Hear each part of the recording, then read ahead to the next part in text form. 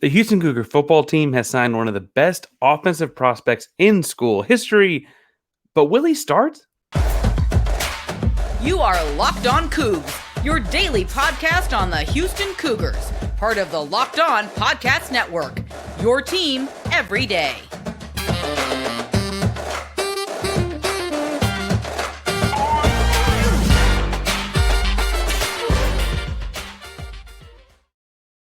Welcome to Locked On Cougs, daily podcast about your Houston Cougars.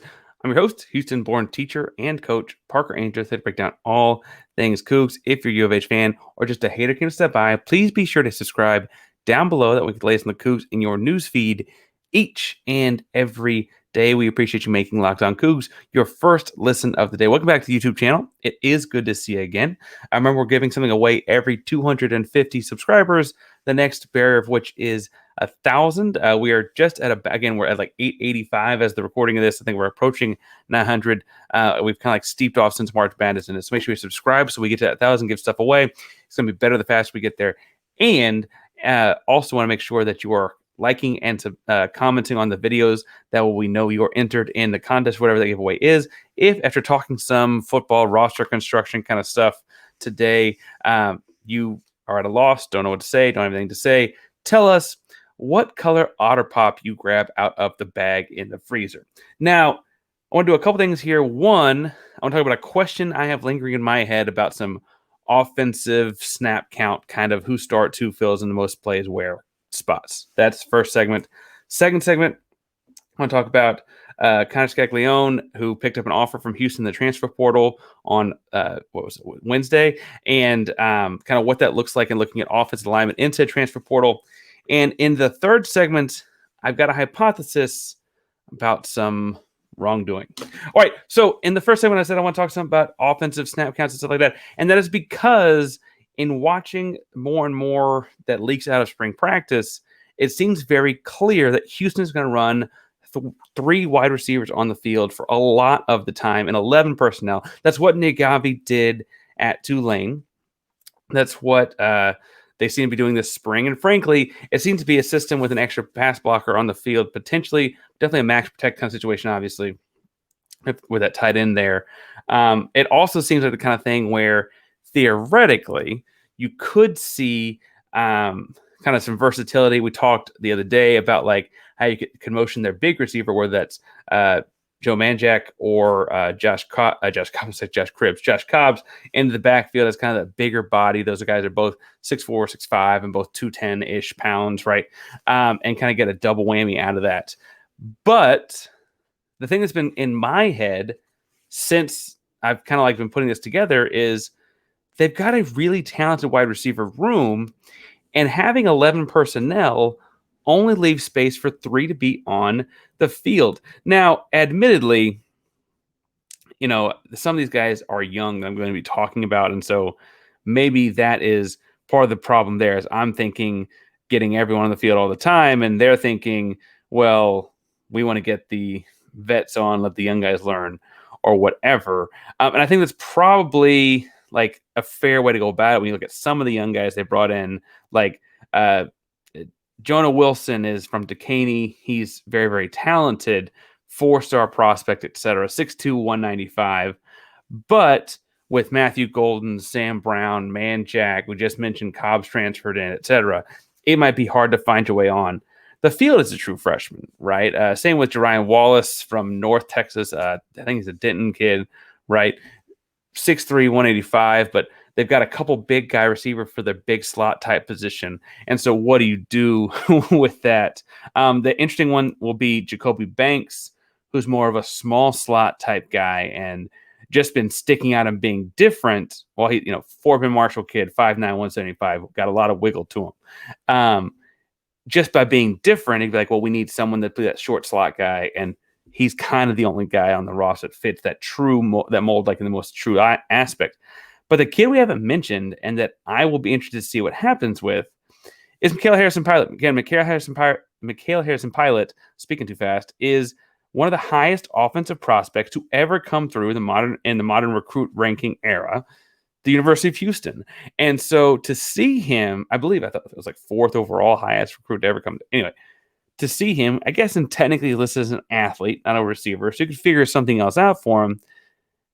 It's kind of feeling like the room might almost be too crowded, right? Because you're going to start Matthew Golden, and I think you start him on the single receiver side of your trip sets, right? I think that's he's a natural double team. They force the double team in a lot of ways against most coverages and most corners.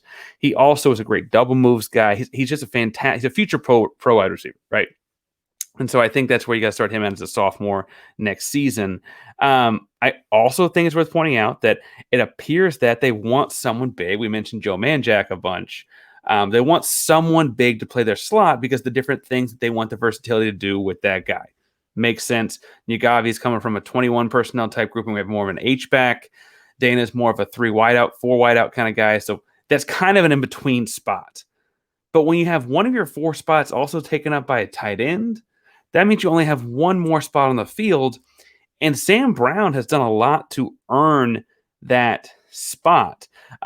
Admittedly, he doesn't have like crazy numbers because he was kind of farther down the depth chart last year with guys like Tank Dell and whatever, right? But he did, in that crowded room last year, put up 471 yards, 4 touchdowns as well, including a pair of them in both the Navy and SMU games. I guess felt like everyone scored the SMU game, but you catch my drift, right?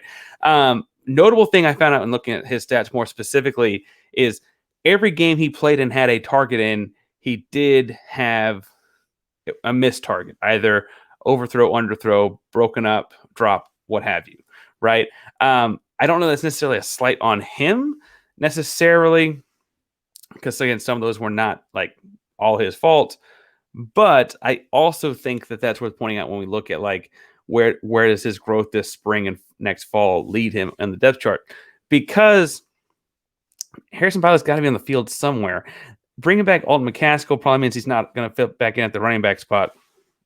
Lucas Coley's not as mobile as Donovan Smith, but they're both fairly mobile quarterbacks in the backfield. So I don't know that you need to put him in a Wildcat type package either. Frankly, if you start Coley, you probably put Donovan Smith in as a Wildcat package type guy at the very least bare minimum, right? We're still working on more insight on that. We got to see more stuff happen. All that is to say that Mikal Harrison-Pilot is too talented a kid to not have on the field. And suddenly it's like, does he start day one at all? Or how does Dana work with this? How does Nyagavi work with this? How does the Houston offense function if one of their most talented kids is not on the field? And I know he's a freshman, but I'm telling you, if you watch his stuff at Temple, I know Temple is not Katy High School big time or whatever, right? It's not North Shore, but go watch the tape. The kid is like pure playmaker. When you put him in as a running quarterback, he's running people over. If you put him out outside receiver, he's winning jump balls. If you put him in as a tailback, he's giving that extra shake on the outside zone to freeze defenders. He dropped a guy to a knee like it was a crossover in basketball kind of thing. Even at safety, he's boxing guys out for deep jump balls as a defensive player. Like, he does so many things instinctively that are just like ball player type plays, right? A great ball player that makes winning plays in opportune moments. And I think he's got to be on the field. And I wonder if, like, my intuitive thought in the old offense, right, pre-Nyagavi, was probably as a slot. However, it looks like those are going to be bigger guys. And he's 6'1", what's he got this year? 6'190", right? And so it's not really him. I don't think as a freshman you want him on his own island side necessarily yet, although if he turns into that guy, oh man, we're good for you best, right? I think that's the Matthew Golden spot. Either way, if he were to become the guy, Matthew Golden just be the opposite guy.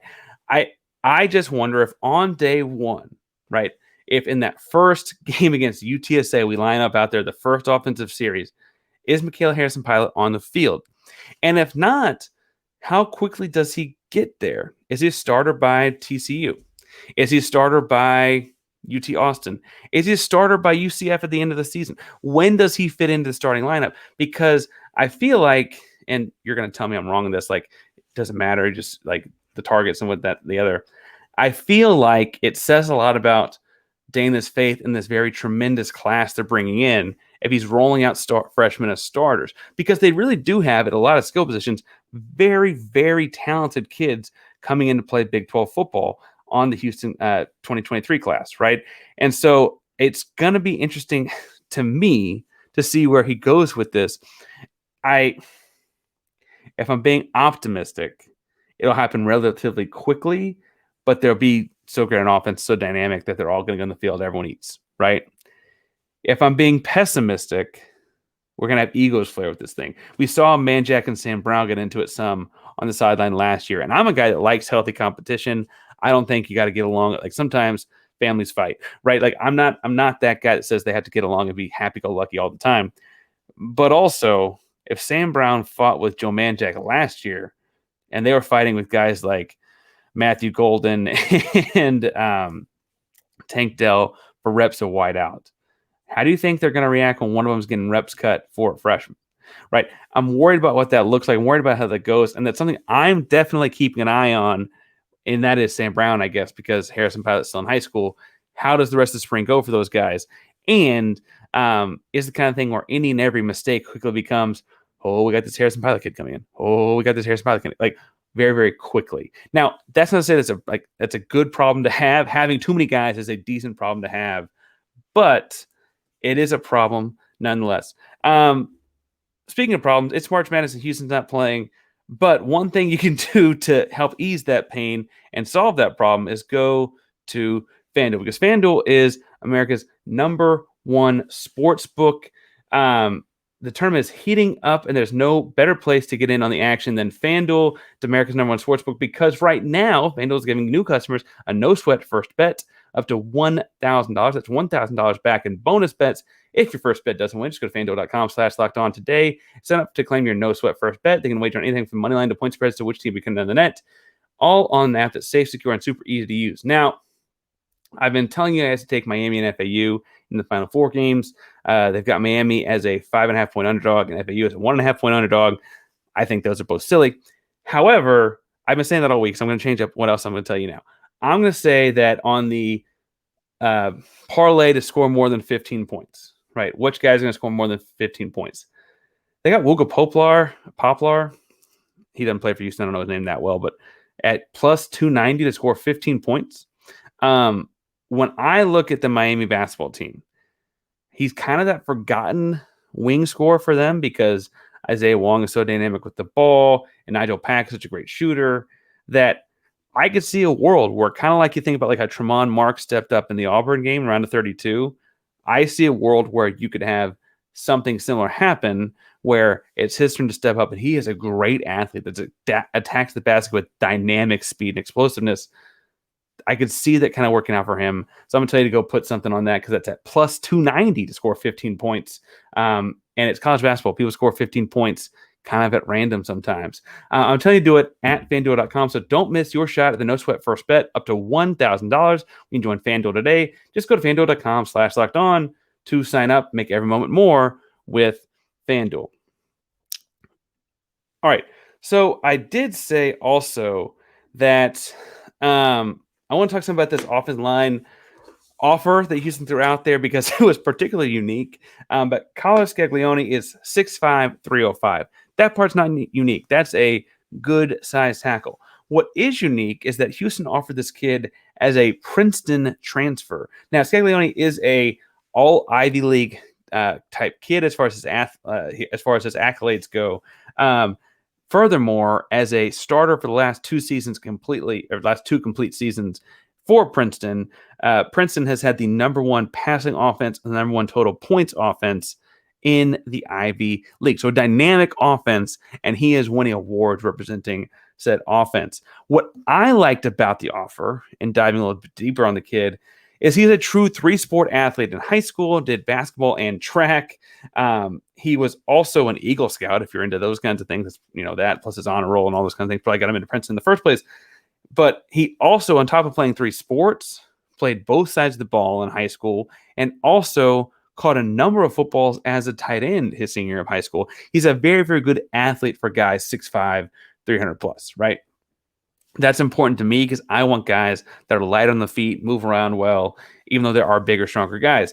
I thought it was interesting. He was nominated for Defensive Player of the Year in the little his division of high school football in high school. And honestly, that feeds into my like, ooh, this guy's maybe a better athlete than we realize, right? As far as being light on his feet goes. I also think it's worth pointing out, it looks like he gained in the best kind of way because it's a college weight program. He gained weight in high school, so he was probably like under recruited because he was a little bit smaller. And so now that he's like up to 300 plus, like, he's like, I can maybe get into the big football game. Houston is, as a Big 12 school now, the biggest program to have offered him in the transfer portal, which I think means we've got a pretty good shot. But also, I saw people very quickly on the message boards going, oh God, we've offered a guy from the Ivy League. Why won't anyone else offer him? What's wrong with us? I'm optimistic about this. I have trouble dissecting Ivy League tape because it looks like D1 tape. It also kind of doesn't look like D1 tape and back and forth. It's hard to evaluate his competition level. But I will say that there are things that make me happy to see him offered. I also say that it looks like he wants to get into music production as a professional. Have to say that Houston as a city is probably the best place for him to come do that. Now, he is not the only offensive lineman in the transfer portal I'd like to see Houston offer. Houston's got a number of offensive linemen that they can go get. And one kid I'm intrigued by is Cardell Thomas. Now, Cardell Thomas is transferring wherever he goes, I guess, from LSU. He's from Baton Rouge, Louisiana. Big, strong LSU classic lineman. I mean, 6'2.5", 350. Big boy, right? Big guy, right? He's an interior offensive lineman, so think like a block down guard or a like straight line kick out guard. Nothing too crazy. But Houston did offer him out of high school. He's, again, a big, strong kid. And he clearly was not having a great time in Brian Kelly's LSU, even though he got there in a little bit different LSU, right? And he got there right after they won the national championship game. And what was the guy? Anyway, he like, it's not quite the experience he wanted. And so he's looking to transfer with a year of eligibility left. And to at least like kind of mend the way between Houston coming out of the AAC and heading into the Big 12, I kind of think that's the kind of guy that they be looking for, is like these short-term guys, so that way the recruits they have coming in will also get to play the latter half of their college careers, so that they have like time to get bigger, stronger, faster, right? Also worth pointing out that like Dana's got some sort of relationship with the kid. They've offered this kid at high school before. That was, a relationship they built at that point. And so I try to think of that as a positive for Houston, that he at least has those kinds of known factors. It's also, as far as schools that offered him at a high school, obviously going from Baton Rouge to LSU, especially because he went to the lab school, which means that they were like literally like student teachers from, right, like they're on campus. But outside of LSU, and I guess Louisiana Tech is not that far, but it's not not a Power 5 school. Houston is the next closest Power 5 school to home as far as who offered him at a high school, right? And so if staying close to home is clearly important to him, if that continues to be important to him, I would think it gives Houston a little bit of an edge. Another kid that I want to see Houston offer for a second time is Tobias Braun. Now, if you think of shorter, stockier linemen in Cardell Thomas, think about bigger, longer, leaner tackle with good body angles in Tobias Braun. Tobias Braun is 6'7", 306, and I guess relative to the offensive lineman, 306 is almost like stretches out as kind of lean if you're looking at a true like 306 stretched out, right?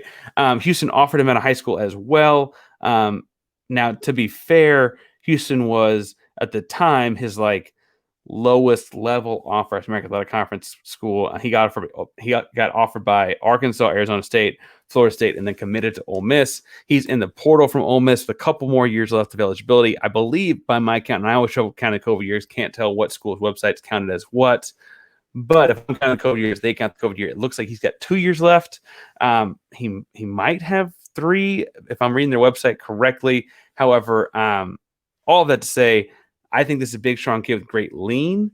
And I think he'd be intuitively a right tackle, but I guess I could get proven wrong there. Tobias Braun be a kid that I think they have to go get. The other guy I always like almost forget about because he transferred like last like July, whatever. Anyway, was Jalen Garth. We got to remember we have him on the field too. So like theoretically, there's like guys coming in the transfer portal from other Power 5 institutions ready to come play ball. But man, if they offered Thomas, if they got Thomas and Braun, they got some real beef real fast, right? Scaglione's great. I don't mean to say he's not, but they got some real beef real fast. That'd be really really, really, really nice. Now, in the third segment, I said I want to talk a little bit about some stuff that I'm hoping does not become dirty play, but in scanning transfer portal news, I saw a trend that has me worried. So let's talk about it for a little bit. So one of the stories out of Houston this spring has been the amount of guys leaving Houston, right? Carson Walker was he's from Midlothian, 6'4", 290-pound kid. I think he was 2021, so was that 2 years ago now? Big, strong offensive lineman coming out of high school, right? He hit the transfer portal after having not played much at all. Cameron Johnson is a guy that played a lot more, 6'4", about 300 pounds. Was a three-star kid, class 2019, so been in Houston a while, but he hit the transfer portal. We did a whole episode opening with that one because that was kind of a shocker, right? And then a kid that hadn't played as much, but I think I'm tying to Cameron Johnson because it seems like they're buddies on all things that are social media, is Chase Todd, right? Chase Todd was class 2019 as well. They came in at the same time. I guess Chase Todd's from Crosby, Texas, but it looks like for social media that they're pretty close, right? I guess all teammates are close, but football teams specifically like have giant rosters, and who you pick when your time with seems important to me. All those guys are in the portal. All those guys also have a notable connection with Brandon Jones, the offensive line coach that was at Houston. Now, admittedly, Houston went a different direction. Houston probably needed to go in some sort of different direction after how there were some struggles last year at the early part of the season, and Houston's moving to the Big 12, and those kind of struggles won't fly so much in that conference because you're just going to get eaten alive in a Power 5 conference of that, right? But Brandon Jones, for what it's worth, was a very good O-line coach. I mean, his resume in the American Athletic Conference was that he had several guys across his time at Houston named the all-conference teams, and he also recruited these guys. Now, I'm not saying there's dirty play like they're talking behind the scenes, because I would never insinuate that without any evidence. So please don't take that as the headline here. But if I am one of these kids, either someone who played as much as Cameron Johnson or someone who didn't, and the guy that recruited me to Houston got the axe and went to an SEC program, I don't care if he calls me first or I call him first. I'm making that phone call real fast. Say, hey, coach, remember me, the guy you liked back then? Well, I think, do you still like me? Right? Do you still want to take me to the dance kind of question? Because Missouri's in an interesting spot where they're not a powerhouse in the SEC, but if you have aspirations to play in the NFL, your tape will be you playing against SEC kids, right? So if you're Cameron Johnson or whomever, right? Cameron Johnson's probably not fair because he was playing decent amount, but like Carson Walker wasn't playing a whole lot at U of H, right? If you're Carson Walker and you're like, I need to get on the field somewhere, I need to get somewhere and perform quickly, I don't have a whole lot of time left in my college career. Oh, coaches at Mizzou now? Bet I think I figured that out, right? Like, is something happening there where guys that Brandon Jones had at Houston are in line to follow him to a school like Missouri, right? Because he just landed there recently. And whew, boy, if Houston's going to lose some offensive linemen in Missouri, we got a problem. Now, admittedly, Missouri has a decent offensive line. They've been recruiting the SEC for a while. They might not want a bunch of guys from Houston that transfer portal, and you can figure on Johnson in the back in Houston. He's going to go well in the transfer portal. I'm not saying it won't happen either. But what I am saying is that I'm worried, and that's something I'm keeping my eye on, like I said it was the same section at the start of the episode. If you're keeping your eye on something else or think that I'm ludicrous for putting my eyes where I'm putting them, you can find me at Painsworth 512, PAINSWORTH 512 on Twitter, Instagram, and all of your social media handles. I'll have to talk all things Cougs football, Cougs basketball. We have a special episode on Friday where we're going to talk to some people on campus about Cougs baseball. So make sure you tune into that if that is your jam. All kinds of things, Houston Cougars, all year long, each and every day. So make sure you subscribe down below to get the latest on Cougs in your newsfeed each and every day. If you're looking for a second listen of the day, let me recommend Locked On College Basketball. Andy and Isaac do a great job with that show. It is all college basketball all the time. It's a national daily basketball show, college basketball show. And they're covering March Madness as well, if not better than anyone in America. So make sure you go check that out. Locked On Cougs is a proud member of the Locked On Podcast Network. That means your team every day. Go Cougs.